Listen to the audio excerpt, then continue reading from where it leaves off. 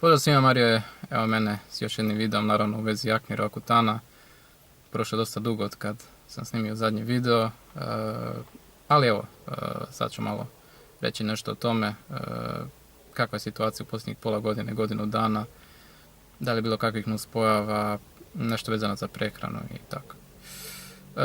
Da, moram prvo reći da je prošlo otprilike nekih 2 godine od kad sam uzeo zadnju tabletu Rakutana i situacija je jako dobra. Možemo izumirati odmah i pogledati. Dakle, lijeva strana lica jako dobra, nema tu više ni crvenila, ni akni, čak nema ni toliko ni ožiljaka, dosta sam zadovoljan, brada je ok, desna strana isto jako dobra, nema ni ispod ništa, na vratu, čelo je čisto, malo me znoj oblio, ali ipak je ljeto i vrućina, ne može se to izbjeći, čak ni ovim popodnevnim i večernjim satom. Što se tiče nuspojava, ništa baš nešto što bi bilo vrijedno spomena.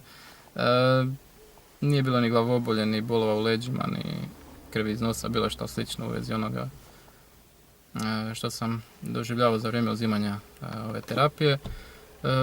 Tako da sam dosta zadovoljan. Je da se pojavi tu i tamo koja aknica, ne mogu reći da ne, ali to je jako prolazno i kad se i pojavi nestane u roku od nekoliko sati i ne ostavlja nikakve tragove za sobom. Što se tiče prehrane, nisam nešto izbirljiv, jedem više manje sve, ali eto, malo više pazim na slatko i na tu majonezu, što sam već rekao u zadnjem videu. Nije da sam rekao striktno ne tome, ali eto, idem u puno manjim količinama. Dobio sam dosta upita vezano za tome kad ću snimiti video. Evo, nakon ovoga snimit ću sigurno još, da nisam uzalud radio ovu YouTube stranicu. Čim se pojavi nešto novo, neka novina u vezi akni Rakutana ili nešto vezano za osobni život, evo, ja ću naravno snimiti. Hvala svima što pratite i eto, vidimo se uskoro.